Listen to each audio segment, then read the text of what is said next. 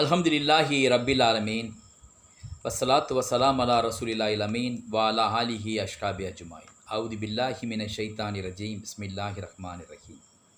ரப்பி இஸ்ரஹ்லி சத்ரி வஸ்ஸிர்லி அம்ரி வஹுல் உக்ததன் மின் லிசானி யஃப்கஹு கவ்லி. கண்ணியத்திற்குரிய எல்லாம் வல்ல அல்லாஹ்வின் நல்லடியார்களே, அஸ்ஸலாமு அலைக்கும் வரஹ்மத்துல்லாஹி பரக்காத். இன்றைய பதிவின் தலைப்பு அர்மீனியா அஜர்பைஜான் போர். இது பற்றி நபிகள் நாயகம் ஸல்லல்லாஹு அலைஹி வஸல்லம் அவர்கள் முன்னறிவிப்பு செய்திருக்கின்றார்களா என்பது பற்றிய பதிவு ஆகும். எல்லாம் அறிந்தவன் அல்லாஹுவாக இருக்கின்றான். அல்லாஹ் வழங்கிய அந்த சிற்றறிவு கொண்டே இந்த பதிவை நான் வெளியிடுகின்றேன்.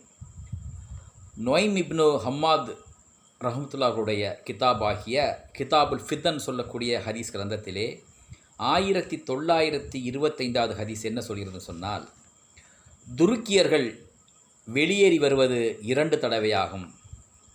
முதலாவது வெளியேற்றம் அஜர்பைஜானிலிருந்து, 2வது வெளியேற்றம் யூப்ரட்டிஸ் நதிக்கரையிலிருந்து என்று இந்த ஹதீஸ் சொல்கிறது.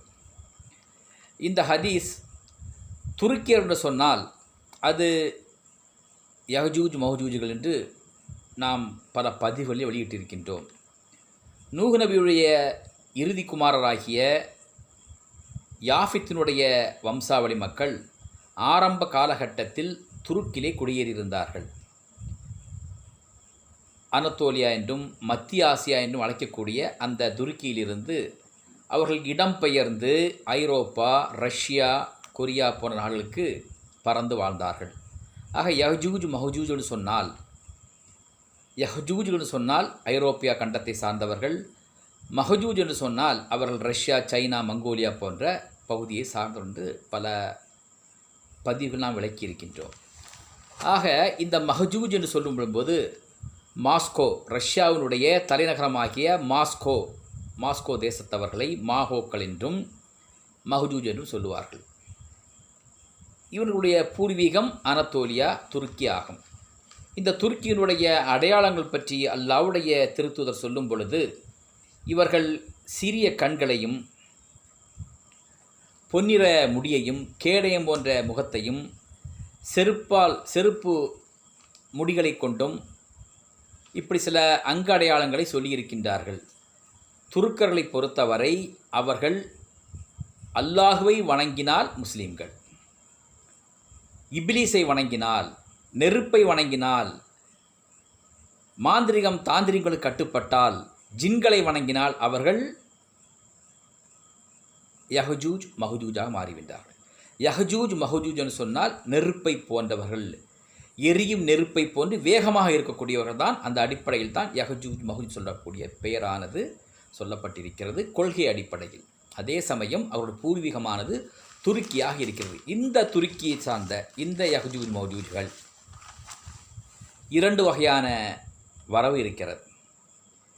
இவர்கள் ஐரோப்பிய கண்டமாக இருந்தாலும் சரி, மாஸ்கோ, சைனா, மங்கோலியாக இருந்தாலும் சரி, அரபு தீபகத்துக்கு வருவதைத்தான் வருகை என்று அல்லாஹ்வுடைய திருத்தூதர் சொல்லி தந்திருக்கின்றார். ஆக முதல் வருகை அஜர்பைஜான் வழியாக, 2ஆம் வருகை யூப்ரட்டிஸ் நதிக்கரை வழியாக. ஆக இன்றைக்கும் கூட உலகில் பல பாகங்களில் பறந்து வாழ்ந்து கொண்டிருக்கின்றார் யஹ்ஜூஜ் மஹ்ஜூஜ்கள் துருக்கர்கள். ஆனால் அதே சமயம் அவர்கள் உத்வேகமாக அதிக சக்தியாக வெளிப்படுவதைத்தான் நாங்கள் அல்லாஹ்வுடைய திருத்தூதர் சொல்லி காட்டியிருக்கிறோம். ஆக முதல் வருகை என்பது அஜர்பைஜான், 2ஆம் வருகை என்பது யூப்ரட்டிஸ் நதிக்கரை என்று மிக தெளிவாக அல்லாஹ்வுடைய திருத்தூதர் சொல்லியிருக்கின்றார்கள். ஆக நபிகள் நாயகம் ஸல்லல்லாஹு அலைஹி வஸல்லம் அவர்கள் அறிவித்த போர்களிலே மிக முக்கியமான ஒரு போர் எப்படிப்பட்ட போர் என்று சொன்னால், அவர்கள் உங்களுடன் சமாதான ஒப்பந்தம் போடுவார்கள். அந்த சமாதான ஒப்பந்தம் அவர்கள் முறிப்பார்கள். 80 கொடிகளின் கீழ் ஒரு கொடிக்கு 12,000 கமாண்டோக்கள் வீதமாக உங்களை தாக்குவார் சொல்லக்கூடிய ஹதீஸானது ஆதாரபூர்வமான ஹதீஸு.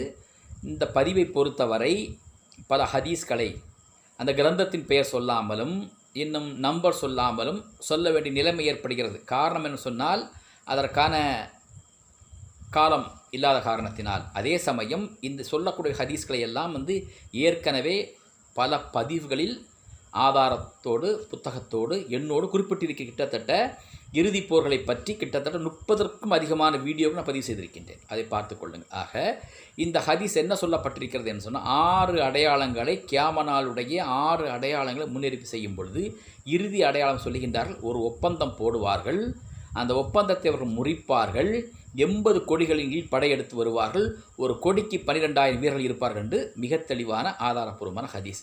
ஆக 80 கொடிகளின் கீழ்னா 80 நாடு, 80 உறுப்பு நாடுகள், 12,000 வீரர்கள் சொன்னால் கிட்டத்தட்ட 8,60,000 வீரர்கள் என்ன செய்வார்கள் என்று அந்த அரபு தீபகற்பத்தை ஆக்கிரமிப்பார்கள் என்று நாம் விளங்கிக் கொள்ள வேண்டும். இது முக்கியமான ஒரு போராக இருக்கிறது. முதல் வருகை போர் என்பது இதுவாகத்தான் இருக்க வேண்டும். ஏனென்று சொன்னால் யஹஜூஜ் மௌஜூஜ்களை பற்றி ரசூல் சொல்லும் பொழுது ஆரம்ப காலத்திலே அதிகமாக எடுத்து வைத்த ஹதீஸாகும். துல்கர்னைன் கட்டிய அந்த சுவரிலே ஓட்டை விழுந்துவிட்டு சொன்னார்கள். என்னோட கையை இப்படி காண்பித்தார்கள். அந்த ஓட்டை விழுந்த அந்த சிறு சம்பவத்தை வைத்து பார்க்கும் பொழுது அப்பாசியர் ஆட்சி காலத்தில் தாத்தாரிய மங்கோலியருடைய படையெடுப்பைத்தான் அங்கே இதற்கு முன் வாழ்ந்த பல இமாம் பெருமக்கள் எடுத்து சொல்லியிருக்கின்றார்கள். அண்மையில் நடந்த ஈரான் ஈராக் போரை விட, குவைத்து ஈராக் போரை விட ஒரு பெரிய போராக இருக்க வேண்டும். இந்த 80 கோடிகளின் கீழ் வரக்கூடிய போர் பெரிய போராக இருக்க வேண்டும். அதே சமயம் ஓட்டை விழுந்து விட்டது, அந்த ஓட்டை வழியாக யஹஜூஜ் வருகின்றன. அது அன்றைக்கு நடந்த அப்பாசியர் ஆட்சி காலத்தில் நடந்தக்கூடிய அந்த மங்கோலிய தாத்தாருடைய படையெடுப்பு நாம் சொல்ல வேண்டும். ஆக இந்த 80 கொடியின் கீழ் வரக்கூடிய அந்த படையெடுப்பு எப்படிப்பட்டதுன்னு சொன்னால் முஸ்லீம்களுடைய ஆட்சியில் இருக்கக்கூடிய பல முஸ்லீம் நாடுகள் அவருடைய கைக்கு சென்றுவிடும். எந்த அளவிற்கு என்று சொன்னால் அல்லாஹ்வுடைய திருத்தூதர் சொல்லியிருக்கின்றார், ஹைபரிலிருந்து மதீனா வரைக்கும் தான் இருக்கும், முஸ்லீம் கையில் இருக்கும். மதீனாவிலிருந்து ஹைபரான கிட்ட 150 கிலோமீட்டர். இந்த 150 கிலோமீட்டர் மட்டும்தான் முஸ்லீம்கள் கையில் ஆட்சி இருக்கு. மீதி எல்லாம் என்ன செய்ய வேண்டும்? பறிபோய்விடும். எந்த அளவு பறிபோகும் என்று சொன்னால் அரபு தீபகற்பத்தில் மிக பெரும்பான்மை நாடுகள் கிட்டத்தட்ட 99% நாடு இங்கு போயிடும், இந்த வல்லரசுகள் கையில் சென்றுவிடும். அது பற்றி புகாரில் ஒரு ஹதீஸ் வருகிறது. இந்த வல்லரசு கையில் நாடுகள் செல்லும் பொழுது மிகப்பெரிய பொருளாதார தடையை விதிப்பார்கள் என்று அதை அல்லாஹ்வுடைய திருத்துருவாய் என்ன சொல்கிறேன்னு சொன்னால் ஈராக்கிலே, சிரியாவிலே, எகிப்திலே, துருக்கியிலே தினார்கள் இன்னும் அளவைகள் மதிப்பிழந்து போய்விடும். ஆக இன்றைக்கு இருக்கக்கூடிய பொருளாதார தடை அன்றைக்கு அப்படி சொல்லியிருக்கின்றார்கள். ஆக துருக்கி மீதும் சிரியா மீதும் எகிப்து மீதும் ஈராக் மீதும் பொருளாதார தடை விதிக்கப்படும் சொல்லியிருக்கின்றார்கள். இப்படி விதிக்கக்கூடிய பொருளாதார தடையானது அரபுலகம் முழுவதும் என்ன செய்ய வந்து கட்டுப்பாடு செல்லும் பொழுது எல்லா இடத்திலும் பொருளாதார தடை விதிக்கக்கூடிய சூழல் ஏற்படும். இதைத்தான் அல்லாஹ்வுடைய திருத்தூதர் அவர்கள் மெஹதி அலைஹிஸ்ஸலாம் சொல்லும் பொழுது, மெஹதி வருவார், நீதியுடன் ஆட்சி செய்வார், ஏராளமான செல்வங்களை அள்ளி வழங்குவார். ஒரு சமூகத்தின் மத்தியிலே பொருளாதார தடை இருக்கும் பொழுது மெஹதி வந்த பொழுது என்ன செய்ய வந்து அவர்களுக்கு அளப்பரிய செல்வங்களை அள்ளி கொடுப்பார். பொருளாதார தடையெல்லாம் தகர்த்து தரைமட்டமாக்கி விடுவார். நீதியுடன் ஆட்சி செய்வார்னு சொன்னால் மதீனாவிலிருந்து ஹைபர் வரைக்கும் தான் முஸ்லீம் கையில் இருக்கும். இது எல்லா நாடுகளும், சவுதி அரேபியாவுடைய எல்லா நாடுகளும் இன்றைக்கு இருக்கக்கூடிய வல்லரசுகள் கையில் சிக்கி தவிக்கும்போது மெஹதி அலைஹிஸ்ஸலாம் வருவார்கள். வந்து வென்றெடுப்பார்கள், எல்லா நாட்டை வென்றெடுப்பால். ஆரம்ப நாடாகிய சிரியாவை வென்றெடுக்கும் பொழுது அவருடைய உத்வேகத்தை பார்த்து அவரை மெஹதியாக அடையாளம் கண்டு உலக முஸ்லீம்களை பையத் செய்யும் பொழுது அரபு நாடுகளில் இருக்கக்கூடிய அந்த அமெரிக்க படையாக இருந்தாலும் சரி, இஸ்ரேல் படையாக இருந்தாலும் சரி, ரஷ்ய படையாக இருந்தாலும் சரி, பிரிட்டன் படையாக இருந்தாலும் பின்வாங்கி ஓடிவிடும் என்றுதான் விளங்கிக் கொள்ள வேண்டும். ஆக முதல் வரவு என்பது, துருக்கியர்களுடைய முதல் வரவு என்பது அஜர்பைஜான் சொன்னால் குறிப்பாக ரஷ்யாவுடைய தலைநகரமாகிய மஹ்ஜூஸ் அவர்கள் வெளியேறி வரக்கூடிய ஒரு விஷயமாக சொல்லப்பட்டிருக்கிறது. அல்லாஹ்வுடைய திருத்தூருடைய காலகட்டத்தில் துல்கர்னை பற்றி சொல்லியிருக்கின்றோம், ஓட்டையோடு சொல்லியிருக்கோம். அது யஹஜூஜ் மஹஜூஜுடைய வரவானது எந்த போரை குறிக்கிறது? தாத்தாரிய மங்கோலிய போரை குறிக்கும். இன்றைக்கு இருக்கக்கூடிய போர் மேகம் அஜர்பைஜான், அர்மீனியா இவையெல்லாம் ஒரு காலகட்ட ரஷ்யாவோடு இருந்த நாடுகள். இன்று அஜர்பைஜான் இருப்பது யாருன்னா கிட்டத்தட்ட 85% மக்கள் ஷியா மதத்தை சார்ந்தவர்கள், 15% மக்கள் சுன்னி முஸ்லீம்கள் வாழ்கின்றார்கள். அதே சமயம் அர்மீனியாவில் ஆர்த்தோடாக்ஸ் கிறிஸ்தவர்கள் வாழ்ந்து கொண்டிருக்கின்றார்கள். ரஷ்யாவில் ஆர்த்தோடாக்ஸ் கிறிஸ்தவர்கள் வாழ்கின்றார்கள், இன்னும் நாத்திகர்கள் வாழ்கின்றார்கள். சைனாவில் நாத்திகர்கள் அதிகம் வாழ்கின்றார், கொஞ்சம் முஸ்லீம் வாழ்கின்றாக. இன்றைக்கு இருக்கக்கூடிய அந்த போர் மேகத்தை வைத்து பார்க்கும் பொழுது இவர்கள் மத்தியிலே அஜர்பைஜானுக்கும் அர்மீனியாவுக்கும் மத்தியில் சமாதான ஒப்பந்தத்தை யார் நின்று நடத்துகின்றார்? ரஷ்யா நின்று நடத்துகிறது. சமாதான உடன்படிக்கை, நன்றாக கவனித்துக் உடன்படிக்கை. ஆரம்பத்தில் சொன்ன ஹதீஸானது இவர்கள் உடன்படிக்கை போடுவார்கள், மின் முறிப்பார்கள். இந்த வாசகத்தின் அடிப்படையில் தான் இந்த பதிவை நாம் தொகுத்து வைத்திருக்கின்றோம். மிக குறிப்பாக இப்படி ஒரு கருத்தோட்டத்தை இன்றைக்கு இருக்கக்கூடிய முஸ்லீம் சமுதாயத்தை சில அறிஞர்கள் யாரும் சொன்னதில்லை. நான் முன்வந்து சொல்லும் பொழுது எனக்கு அச்சமாக இருக்கிறது, இது தவறு வந்துவிடக்கூடாது என்று. அப்படி தவறு வந்திருந்தால் அல்லாஹ் மன்னிப்பவனாக இருக்கின்றான். அதற்காக துவா செய்யுங்கள். அல்லாஹ் மன்னிப்பவனும் கிருமையுடனாக இருக்கின்றான். ஆக முதல் வரவு என்பது அஜர்பைஜான் வரும்பொழுது இன்றைக்கு இருக்க போர் மேகத்தை பார்க்கும் பொழுது ரஷ்யருடைய வரவு. ஏன் ரஷ்யா அழுத்தி சொல்கிறேன்னு சொன்னால், அன்றைக்கு யஹ்ஜூஜ் மஹ்ஜூஜ் சொல்லும் பொழுது கூட தாத்தாய் மங்கோலியர்கள், அவர்கள் மௌஜூஜுகள் தான். இன்றைக்கு அஜர்பைஜான் சொல்லும் பொழுது அங்கு யார் வருகின்றார்கள்? ரஷ்யர்கள் தான் வருகின்ற, மாஹோக்கு தான் வருகின்றார்கள்.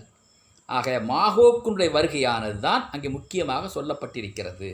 ஆக மற்றொரு அணி ஒரு அணி எப்படிப்பட்ட சைனா, மங்கோலியா, ரஷ்யா, இன்னும் கொரியா எடுத்துக்கொண்டாலும் சரி, இங்கெல்லாம் எப்படிப்பட்ட நாடுகள் வந்து நாத்திகம் அதிகமாக கிறிஸ்தவர்கள் வாழ்ந்து கொண்டிருக்கிறார்கள். இன்னொரு அணி எப்படிப்பட்டது? நாட்டோடைய உறுப்பு நாடாக துருக்கி இருக்கிறது. துருக்கியை பொறுத்து நம்பக்கூடாது. துருக்கி இன்றைக்கு ஸ்பை வேலை, உளவாளிவை செய்து கொண்டிருக்கிறது. நாட்டோ என்ன சொல்கிறதோ அதற்கு ஏற்ற நடந்து கொண்டிருக்கிறது. அவருடைய ஒவ்வொரு செயலும் அப்படித்தான் இருக்கிறது. மஹ்ஜூஜுடைய அணியிலே ஒரு கூட்டம், ஒரு அணி இருந்தாலும் யஹ்ஜூஜ் அணி சொல்லக்கூடிய ஐரோப்பா, அமெரிக்கா, இன்னும் இஸ்ரேல், இன்னும் சவுதி அரேபிய நாடுகள் ஓரம் நின்று கொண்டு இங்கே இவையெல்லாம் நாட்டோட உறுப்பு நாடுகள். முதல் உறுப்பு நாடு யார் சொன்னால் துருக்கி தான். இந்த துருக்கி தான் இன்றைக்கு என்ன செய்கிறது? அஜர்பைஜானதுக்கு உதவி செய்து போரை வலுவாக்கி கொண்டு சென்று வெற்றிப்படியில் துருக்கி சென்று கொண்டிருந்தாலும் நிச்சயமாக அஜர்பைஜானை ரஷ்யாவிற்கு காவு கொடுக்கக்கூடிய வேலையை தான் யார் செய்து கொண்டிருக்கின்றார்கள்? இந்த எர்துவான் செய்து கொண்டிருக்கின்றார். இவர் உலகத்தில் இருக்கக்கூடிய கிறிஸ்தவ சமூகத்தை முஸ்லீம் நாடுகளுக்கு எதிராக பட்டை தீட்டும் வேலையை, போரிடக்கூடிய எதிர்ப்புக்கான எல்லா நாடும் யார் செய்து கொண்டிருக்கின்றார்? இந்த எர்துவான் செய்து கொண்டிருக்கின்றார். ஹயா சோஃபியாவை பொறுத்தவரை ஒரு சர்ச்சைக்குரிய விஷயம்தான். சுல்தான் அல் ஃபத்தேக் அந்த விலைக்கு வாங்கி கொண்டார் என்று இருந்தாலும் கூட இன்றைய கால சூழலில் அந்த ஹயா சோஃபியாவை மியூசியமாக இருந்ததை பள்ளிவாசலாக மாற்றியது கிறிஸ்தவ சமூகத்தின் மத்தியிலே சில கசப்பான விஷயத்தை ஏற்படுத்தியிருக்கிறது. அடுத்து மிக பெரும்பான்மை அர்மீனியர்கள் கிறிஸ்தவர்களாக இருக்கும் பொழுது அஜர்பைஜானுக்கு உதவி செய்து, இராணுவ உதவி செய்து அர்மீனியாவை தாக்குவது என்பதும் கிறிஸ்தவ சமூகத்தின் மத்தியிலே ஒரு கசப்பை ஏற்படுத்தி இருக்குது. ஆக முஸ்லீம் சமுதாயத்தை கிறிஸ்தவத்திற்கு எதிராக பட்டை தீட்டும் யார் செய்து கொண்டிருக்கின்றார்கள்? இந்த எர்துகான் செய்து கொண்டிருக்கின்றார். ஆக எர்துகானை பொறுத்தவரை துருக்கர், பாபரும் துருக்கர் தான், அவுரங்கசீப்பும் துருக்கர் தான். ஆக துருக்கர் அல்லாஹ் வணங்கியதால் முஸ்லீம் ஆகின்றார்கள்.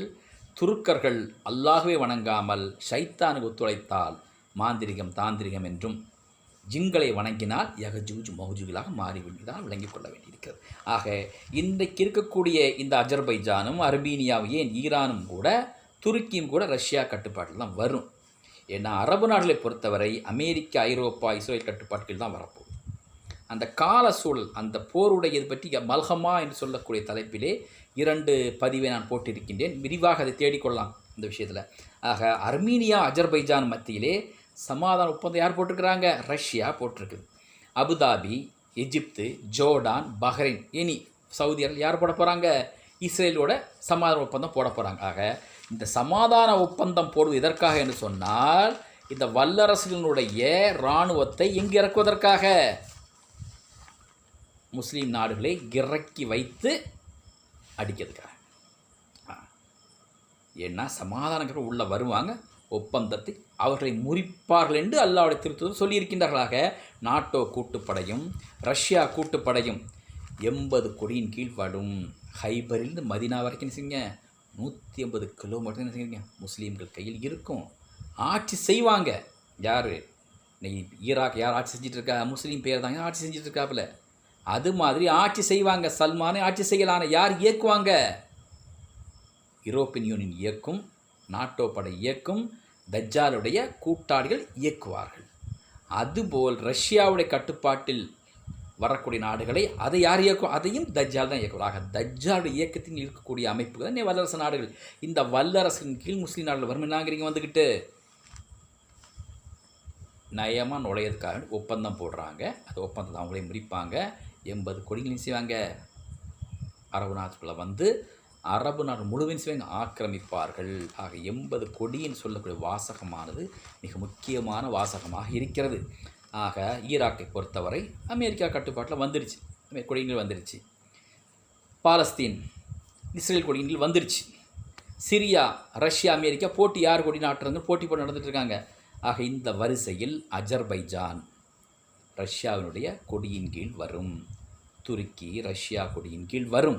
சண்டைன்னு ஆரம்பிச்சுனா வச்சுக்கிங்க, சமாதானம் யார் புதின் பண்ணியிருக்கிறாப்புல.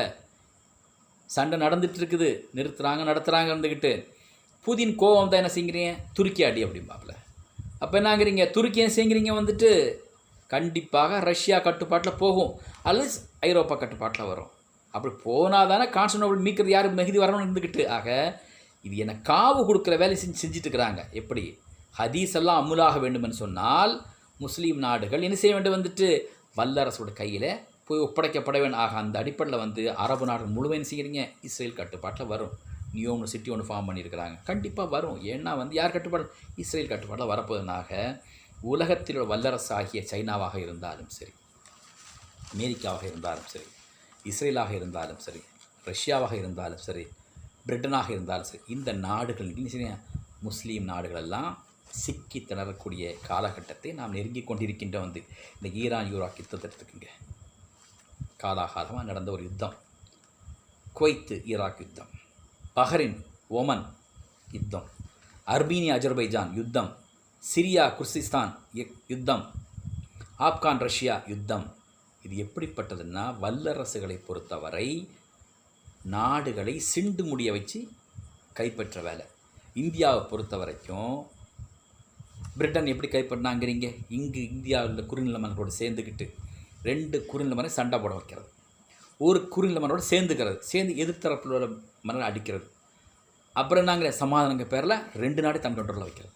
இதுதான் என்னங்கிறீங்க காலாகாலமாக இந்த வல்லரசுடைய காரியமாக இருக்குது. அந்த அடிப்படையில் வந்து இந்த நாடுகள் மத்தியில் எப்படி ஈரான் ஈராக்கில் சென்று முடிஞ்சாங்களோ, ஈராக் குவைத் மேலே சென்று முடிஞ்சாங்களோ, பஹ்ரைன் ஓமன் மேலே கொண்டு சென்று முடிஞ்சாங்களோ, அர்மீனியா பேரை மேலே கொண்டு சென்று முடிஞ்சாங்களோ, அது மாதிரி தாங்கிறீங்க வந்துக்கிட்டு ஒவ்வொரு நாடும் பக்கத்து நாடோடு சண்டையிட வைத்தியம் செய்வாங்க வந்துக்கிட்டு கொஞ்சம் கொஞ்சமாக ஆக்கிரமிப்பாங்க. 1ஆம் உலகப் போர் போலோ 2ஆம் உலகப் போர் போலோ இந்த போர்கள் இருக்காது. 80 கொடியின் படையெடுக்கும் போர் எப்படிப்பட்டதுன்னா உத்வேகமான போராக இருக்காது. அப்படி ஹதீஸும் பார்க்க முடியல. ஏன்னா 2ஆம் வருகையின் போது தான் பயங்கரமான ஒரு போர்.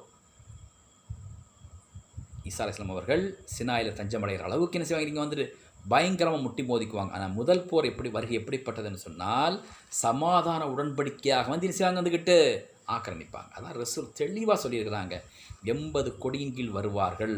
அதற்கு முன்னாடி செய்வாங்க சமாதான ஒப்பந்தம் போடுவாங்க. இன்றைக்கி நினைக்கிறீங்க புதின் அஜர்பைஜான் அர்மீனியா சமாதான ஒப்பந்தம் போட்டிருக்காரு.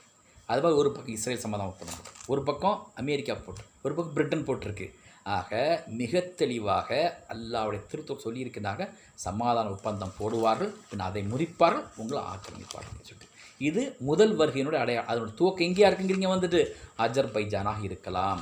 அதற்கான ஏற்பாட்டை யார் செஞ்சிட்ருக்காங்க வந்துக்கிட்டு? எர்துகான் செஞ்சிட்ருக்கிறார். 2ஆம் வருகைன்னு ரொம்ப ஆக்ரோஷமாக இருக்கும். இது சமாதானமாக வருவாங்க. 2வது எப்படிங்கிறீங்க வந்துட்டு பொருளாதார வெறியில் வருவாங்க. ஏன்னா இன்றைக்கி பெட்ரோல் அரபு நாடுகள் இருந்துகிட்ருக்குது. உலக நாடு தேவைக்கு எல்லா பெட்டுங்கிறீங்க அரபு நாட்டில் இருந்துகிட்ருக்கு. நாளைக்கு மெஹதி வந்தால், ஈசா அலைஹிஸ்ஸலாம் வந்தால் செய்வாங்க, இந்த டிஜிட்டல் கரன்சிக்கும் ரோட் சைடர் பேப்பர் கரன்சி செய்ய மாட்டாங்க வந்துக்கிட்டு பெட்ரோல் கொடுக்க தங்கத்தை கொண்டு வான்னு சொல்லுவாங்க, அது வெள்ளியை கொண்டு வான்னு சொல்லுவாங்க. ஆக தங்கமும் வெள்ளியும் கொடுத்தால் தான் என்னங்கிறீங்க பெட்ரோல் கிடைக்கும் பொழுது தங்கத்துக்காக ஒவ்வொரு நாடு வெறி பிடிச்சி அலையும் பொழுது அல்லாஹ்வுடைய திருத்தூர் சொல்லியிருக்கிறாங்கன்னு சொல்கிறாங்க வந்துக்கிட்டு யூப்ரட்டிஸ் நதி வற்றும், தங்கமலை வெளிப்படும். அந்த தங்கத்தை எடுத்து நீங்கள் செல்ல வேண்டாம். அந்த போரில் 199 பேரும் கொல்லப்படுவார்கள் சொல்லியிருக்காங்க. ஆக யூப்ரட்டிஸ் நதிக்கரையில்னு 2ஆம் வருகை இருக்குது. துருக்கர் 2ஆம் வரை யூப்ரட்டிஸ் நதிக்கரை. புகாரில் வரக்கூடிய ஹதீஸ் என்ன சொல்லுது? 7119 ஹதீஸ் என்ன சொல்லுதுங்க? யூப்ரட்டிஸ் நதி வற்றும், தங்கம் வெளிப்படும், அதற்காக போர் மூலம்னு சொல்லியிருக்காங்க. எடுக்க போகாதீங்க அப்படிங்கிறாங்க. அப்போ எடுக்க போகாமல் செய்கிறாங்க, சினாய் மலைக்கு போயிடறாங்க ஈசா அலைஹிஸ்ஸலாம் முஸ்லீம்களும். அதை எடுக்க யார் சண்டை போடுறாங்க? வடதிசை மன்னர்களும் கீழ் திசை மன்னர்களும் மேல் திசை மன்னர்கள் வராங்க. கீழ் திசை மன்னர் யாருங்கிறீங்க? நம்ம இந்தியா, சைனா எல்லாங்கிறீங்க, வந்துக்கிட்டு வடகொரியா எல்லாங்கிறீங்க. சில்க் ரோடில் வருவாங்க. இந்த சில்க் ரோடுங்கிறது மிக முக்கியமான ஒரு போர் தளவாடம். ஏன்னா சைனாவில் இருந்து நம்ம ராவல்பிண்டி தாண்டினாங்கிறீங்க அரபு நாடு வரைக்கும், இஸ்ரேல் வரைக்கும் போகுது. அதுக்கப்புறம் யூரோப் போகுது. ஆக சில்க் ரோடுன்னு சொல்லக்கூடிய இந்த பட்டு ரோடானது பொருளாதாரத்துக்காக போடப்பட்டு கொண்டு மிகப்பெரிய ஒரு ரோடு. இந்த ரோட்டில் அது என்னங்கிறீங்க? யூப்ரட்டிஸ் நதியை கிராஸ் பண்ணி வருது. ஆக கால்நடையாக என்ன செய்வாங்க? வந்துக்கிட்டு காலாட்படையாக மிகப்பெரிய போர் நடக்குங்கிறத நான் மல்ஹமா ஆர்மகதா யுத்தங்கிறதுல நீங்கள் விரிவாக பார்த்துக்கலாம். ஆக இந்த போர் உக்கிரமான போர், யஹஜூஜ் மௌஜுகளுடைய ஆவேசமான போருங்கிறீங்க. இறுதியில் நடக்கக்கூடிய யஹஜூஜ் மௌஜுகளும் மேகங்களைப் போல் மலைகளும் மோதிக்கொள்ள திருமறைக்கு தெளிவாக சொல்லுது வந்துக்கிட்டு.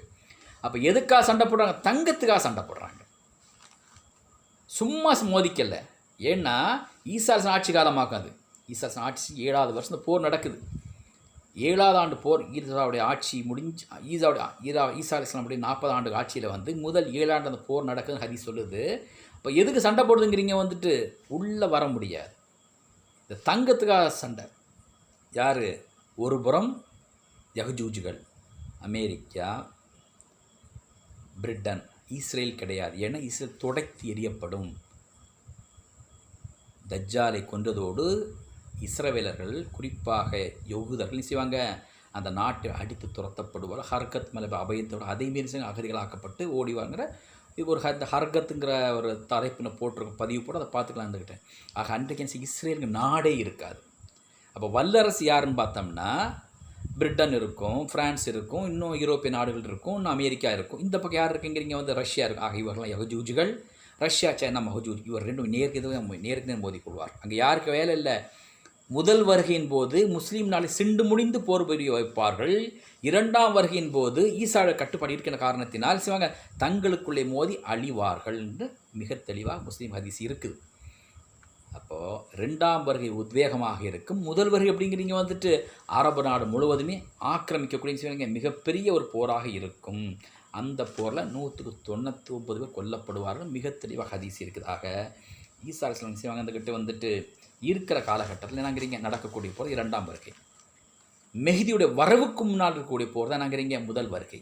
ஆக முதல் வருகை என்று எப்படிப்பட்டதுன்னு சொன்னால் சமாதானம் பண்ணி முடிச்சுட்டு வருவாங்க.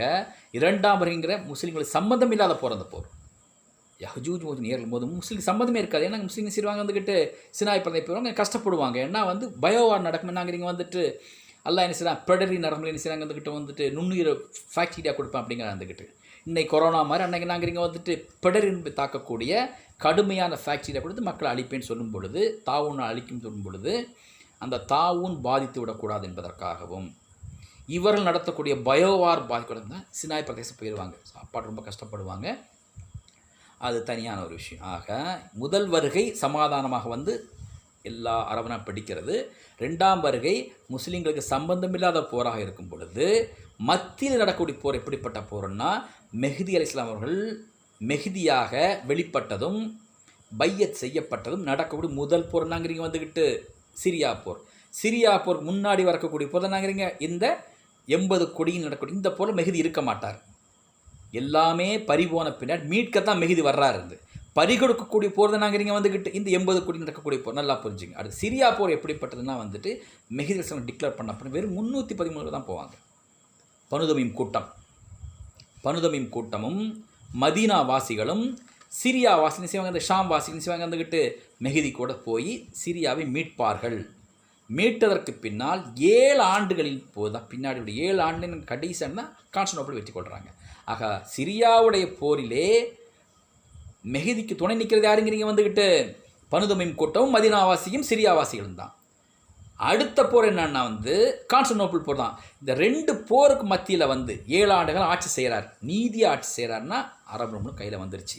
ஏன்னா பறிகொடுத்து எல்லா வல்லரசோட இராணுவத்தையும் அடித்து விரட்டிடுவாங்க, மக்களே அடித்து விரட்டிடுவாங்க. ஏன்னா தலைமை இருக்குல்ல, அஹ்லுல் பைத்துடைய தலைவர் வரும் பொழுது யாருக்கு பயப்படுவாங்க? நமக்கு தலைவர் இருக்க, அல்லாவோட ரஹமத்து வந்துடுச்சு, பரக்கத்து வந்து என்ன வந்துட்டு அல்லாவுடைய அருள் வந்துடுச்சு, வெற்றி நமக்குங்கிற வந்து ஒரு உத்வேகம் நமக்கு வருமானங்கிறீங்க. வந்துட்டு அந்த அரபு நாட்டில் இருக்கக்கூடிய எல்லா வல்லரசு படையின் செய்வாங்க, வந்துட்டு அங்கே உள்ள முஸ்லீம் அடித்து துரத்துவாங்க, நீதி ஆட்சி செய்வார், பொருளாதாரத்தில் நீக்கப்படும், அள்ளி கொடுப்பார்னு வருது. 7ஆம் ஆண்டு கான்ஸ்டன்டினோப்பிள் வெற்றியோட போரில் வந்து யார் கூட இருக்கிறாங்க? வந்து இஸ்ரேல் சமுதாயம் கூட நிற்குது. இஸ்காக் சந்ததி யாருக்கு சப்போர்ட் பண்ணுகிறீங்க? வந்துக்கிட்டு மிகுதேசம் சப்போர்ட். ஏன் சப்போர்ட் பண்ணுது? தாபூத்தை கண்டுபிடிச்சி கொடுக்குதே அவர், ஒரு விசுவாசம் வந்து அவங்க மேலே. அப்போ கண்டுபிடிச்சு. அடுத்து 3ஆவது போர் எப்படிப்பட்டதுன்னா, குராசானிலிருந்து கருப்பு கொடி புறப்பட்டு ஈலியால் நாட்டப்படும். ஈலியான்னா எஜிப்த், இந்த இஸ்ரேல். ஆக குராசான் ஒரு கருப்பு படை எப்போ வருங்கிறீங்க? இஸ்ரேல் வெற்றி கொள்வதற்காண்டி வருது. அப்போ இது எப்படிப்பட்டது? ஈசாசம் இறங்கி வர்றாங்க, தஜ்ஜாலை வந்து லூத்தில் வச்சு கொல்றாங்க, அதே நேரத்தில் ஜஸாசாக்களையும் கொலை செய்கிறாங்க, இஸ்ரேலையும் அடித்து விரட்டுறாங்க. கூட யார் நிற்பாங்கிறீங்க? குராசான் படை இருக்குது. நல்லா கவனிங்க. அப்போ குராசான் படையோட உறுதுணையை என்ன செய்கிறாங்க? வந்துக்கிட்டு ஈசா அலைஹிஸ்ஸலாம் இஸ்ரேல் அடித்து காலி பண்ணுறாரு. மெஹதியும் ஈசா அலைஹிஸ்ஸலாம் தலைமை தாங்குவாங்க. பெரும்பான்மை படை எப்படிப்பட்டதாக இருக்கும்? குராசான் உள்ள படையாக இருக்குங்கிறது. ஈலியாவை வெற்றி கொடினா இஸ்ரேல் வெற்றி கொடி நாட்டக்கூடிய படை போகிறார். ஆக 3 போர்கள், மெஹதியோட காலகட்டம் நடக்கக்கூடிய 3 போர்கள். ஒன்று என்னென்னா வந்து சிரியா வெற்றி கொள்ளும் போர், கான்ஸ்டன்டினோப்பிள் வெற்றி கொள்ளும் போர், இஸ்ரேல் வெற்றி கொள்ளும் போர். இஸ்ரேல் வெற்றி கொள்ளும் போரில் ஈசா அலைஹிஸ்ஸலாம் வந்துடுறாங்க. அதற்கு பின்னால் மெஹதி மவுத்துக்கு அப்புறம் என்னங்கிறீங்க? வந்துட்டு 7 ஆண்டு காலம் ஈசாவோட கண்ட்ரோலில் இருந்துகிட்டு இருக்கும் பொழுது யஹஜூஜ் மௌஜூஜ்கள் தங்கத்துக்காக போராடுறாங்க, போராடி அழியிறாங்க. ஆக 2 போர்கள் துருக்கர்களுடைய போர். முதல் போர் 80 கொடியுள்ள போர், 2ஆம் போர் யஹஜூஜ் மௌஜூஜுடைய போர். ஆக இன்னைக்கு இந்த ஹதீஸை வச்சு பார்க்கும் பொழுது முதல் வரவு எங்கேருந்து வருதுங்கிறீங்க? வந்துட்டு அஜர்பைஜான் வருது. ஆக இன்னைக்கு போர் முகம் என்னங்கிறீங்க? அஜர்பைஜானுக்கும் அருமையாக நடந்துட்டுருக்கு. வந்து எதுக்காக நடக்குங்கிறீங்க? நாகோர் ஹரபான்னு சொல்லக்கூடிய இடத்துக்கு. இன்னும் எப்படியும் இந்தியா பாகிஸ்தான் மத்தியில் வந்து காஷ்மீர் ஒரு பொருளாக வச்சுருக்கிறோமோ, சைனா இந்தியா லடாக்கை பொருளாக வச்சுரு ஒரு இதாக வச்சுருக்கிறோமோ, சண்டை காரணம் வச்சுருக்கோம், அது மாதிரிங்க அங்கே நாகோர் ஹரபான்னு செய்கிறாங்க. வந்துக்கிட்டு ஆர்மீனியா அஜர்பைஜான் போருக்கு ஒரு கருப்பொருளாக வச்சுருக்காங்க. ஆக நிச்சயமாக என்னங்கிறீங்க? இந்த அஜர்பைஜான் ஜெயிக்கிற மாதிரி நமக்கு தெரிஞ்சாலாங்கிறீங்க. வந்துக்கிட்டு ரஷ்யா விடுவானா? துருக்கியும் அஜர்பைஜான் ஒன்றா சேர்ந்து விட்டு அர்மீனியா நொறுக்குதுன்னு சொன்னால் அங்கே வாழக்கூடிய கிறிஸ்தவர்களுக்காக வேண்டி ரஷ்யாவில் என்ன கிறிஸ்தவம் தலை தூக்கிட்டு வருது. ஏன்னா வந்து கிறிஸ்தவம் தலை தூக்குது. ஏன்னா வந்து நாத்திகத்தை விட்டு மக்கள் திரும்புகிறாங்க, கம்யூனிஸ்ட்டை விட்டு செய்கிறாங்க, வந்துட்டு ஆன்மீகத்துக்கு வர்றாங்க. அப்போ அங்கோல கிறிஸ்தவர்கள் செய்வாங்க வந்துக்கிட்டு சொல்லி கேட்டு புதின் ஃபீல்டில் இறங்க என்னங்கிறீங்க? வந்து ஆட்டோமேட்டிக் என்னங்கிறீங்க? வந்துக்கிட்டு அஜர்பைஜான் கைவிட்டு போகும். ஆனால் இன்றைக்கி எர்துகானுடைய செயல்பாடை பார்க்கும் பொழுது, நம்முடைய யூடியூப்லாம் பார்க்கும் பொழுது, ஃபேஸ்புக்கில் பார்க்கும் பொழுது, முஸ்லீம் சகோதரை பொறுத்த வரைக்கும் எர்துகான் வந்து நல்லது செய்கிறாரு அப்படிங்கிறார். இல்லை, அவர் வந்து முழுக்க முழுக்க நாட்டோனுடைய ஒரு ஸ்பை, ஒரு உளவாளி. இன்றைக்கி முஸ்லீம் சமுதாயத்துக்குள்ளே, முஸ்லீம் நாட்டுக்குள்ளே சிண்டு முடிகிற எல்லா காரியம் யார் செஞ்சிட்ருக்காங்க? இந்த எர்துகான் செஞ்சிட்ருக்கிறாரு. யஹூஜ்களை பொறுத்தவரை, நாட்டோவை பொறுத்தவரை என்னங்கிற இவரை வந்து ஒரு ஹீரோ மாதிரி காட்டுறதுக்கு அவங்களையும் முயற்சி பண்ணுறாங்க, இறக்கி விடுறாங்க. எதுக்கு இறக்கி விடுறாங்கிறீங்க? வந்துக்கிட்டு முஸ்லீம் சமுதாயத்துக்கும் முஸ்லீம் உலகத்துக்கும் கிறிஸ்தவ உலகத்து மத்தியில் ஒரு சிண்டை முடிஞ்சு விட்டானாங்கிறீங்க. வந்துக்கிட்டு இதெல்லாம் முஸ்லீம் தனிமைப்படுத்தப்பட வேண்டும். ஒரு காலத்தில் வந்து முஸ்லீம்கள் இந்துக்களுக்கு மத்தியில் வந்து சிண்டு முடிகிற காரியம் செய்யப்பட்டுருச்சு. ஆர்எஸ்எஸ் செஞ்சால் ஆர்எஸ்எஸ் பேக்ரவுண்ட் யார் இருக்காங்கிறீங்க? இதே இல்லுமினாட்டி தான் இருந்துச்சு. அது மாதிரி மியான்மரில் வந்து புத்திஸ்ட்டுகளுக்கும் முஸ்லீம் மத்தியில் வந்து பிரச்சனை தூண்டி விட்டு யாருங்கிறீங்க? வந்துக்கிட்டு எதிரியாக சுத்திகரிச்சாருங்கிறீங்க. பின்னாடி இல்லுமினாட்டி தான் இருந்துச்சு. வந்துட்டு ஸ்ரீலங்காவில் வந்து சர்ச்சில் குண்டு வெடிச்சது பின்னாடி யார் இருந்தாங்க? அதுவும் என்னங்கிறீங்க? ஐஎஸ்எஸ் யாருங்கிற ஐஎஸ்ஐஎஸ் ஒரு உளவு அமைப்பு தான். அமெரிக்காவுடைய ஒரு கைப்பாவை என்னங்கிறீங்க? ஐஎஸ்ஐஎஸ் அமைப்பு அப்படிங்கிறது.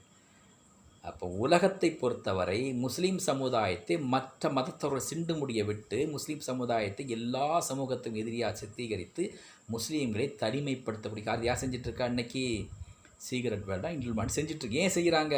தஜ்ஜாலை எக்காரணம் கொண்டும் முஸ்லீம் சமுதாயத்தை சார்ந்த உண்மையான முஸ்லீம் ஏற்றுக்கொள்ள மாட்டார்கள். பேர் தாங்கிய முஸ்லீம்கள் ஏற்றுக்கொள்வார். தஜ்ஜாலை வந்து ஒரு கூட்டம் தஜ்ஜால் பின்னர் போகுங்கிறது ஹதீஸ் இருக்குது. அப்போ இன்னைக்கு இருக்கக்கூடிய சூழலை பார்க்கும் பொழுது தஜ்ஜால் வெளிவந்தால் அவன் நிச்சயம் வந்துட்டு முஸ்லீம் சமுதாயம் ஏற்றுக்கொள்ளாது, கிறிஸ்தவம் ஏற்றுக்கொள்ளும், யூத சமூகம் ஏற்றுக்கொள்ளும், இந்து சமூகம் ஏற்றுக்கொள்ளும். ஒரு சமாதான தூதராக தஜ்ஜால் வலம் வருவது உலகத்தில் இருக்கக்கூடிய நாத்திகனாக இருந்தாலும் சரி, ஹிந்துவாக இருந்தாலும் சரி, கிறிஸ்தவனாக இருந்தாலும் சரி, யூதனாக இருந்து எதிர்க்க மாட்டார்கள். அந்த கிறிஸ்தன் சொல்லிக்கிட்டு இருந்தாலும் கூட இவங்க என்ன செய்கிறாங்க, மணவாட்டி தூக்கிட்டு போயிடுவாங்களே. அப்புறம் எதுக்கு அது யார் இருக்க போகிறா, ஒரு கன்ஃபியூஸில் அவங்க இருந்துகிட்டு இருக்கிறாங்க. ஆக தஜ்ஜாலை எதிர்கொள்வதற்கு யார் இருப்பாங்கன்னா முஸ்லீம்கள் தான் இருப்பாங்க. எப்படி எதிர்கொள்வதை பற்றி நான் பல ஹதீஸ்கள் இருக்குது, பதிவும் போட்டிருக்க வந்துக்கிட்டு அவரை நேரடி எதிர்கொள்ள முடியாது. அவர் மிக முக்கியமான ஆயுதம் என்னென்னா தனிமைப்படுத்துவது. இன்றைக்கி லாக்டவுனில் நீங்கள் சோஷியலிஸ்ட் சொல்லப்பட்டு ஒவ்வொரு மனுஷன் தனிமைப்படுத்துகிறாங்களா இல்லை, இதுதான் தஜ்ஜாலுடைய ஆயுதம். இதைத்தான் அல்லாஹ் திருத்தூதர் சொல்லியிருக்கிறாங்க. என்ன சொன்னாங்கன்னா நான் இருக்கும்போது தஜ்ஜால் நான் எதிர்கொள்வேன், நான் இல்லை என்றால் நீங்கள் ஒவ்வொருவரும் அவனை தனித்தனியாக எதிர்கொள்ளணும். தனித்தனியான்னு சொல்லிட்டாங்க, நீங்கள் தனிமைப்படுத்தப்படுவீர்கள், தனித்தனியாக இருந்து எதிர்கொள்ளணும்னு சொல்லியிருக்கிறாங்க. ஆக இனி விரும்பக்கூடிய போராக இருந்தாலும் சரி, தஜ்ஜால் ஃபித்னாவாக இருந்தாலும் சரி, மிக பெரும்பான்மை எந்த ஒரு விஷயமாக இருந்தாலும் சரி, எல்லா விஷயத்திற்கும் குரானிலும் ஹதீஸிலும் தீர்வு இருக்கிறது. இனி நடக்கக்கூடிய பிரச்சனைகளுக்கு இருக்கக்கூடிய ஒரே தீர்வு என்று சொன்னால் அது அஹ்லுல் பைத்தினுடைய அன்னை ஃபாத்திமா ரலியல்லாஹுடைய பேரராகிய மெஹதியால் மட்டுமே தீர்வு காண முடியும். இன்னைக்கு இருக்கக்கூடிய உலகத்தில் தீர்வு யாருங்கிறீங்க, மெஹதி தான் தீர்வு. மெஹதி யாருங்கிறீங்க, அஹ்லுல் பைத் தான் தீர்வு.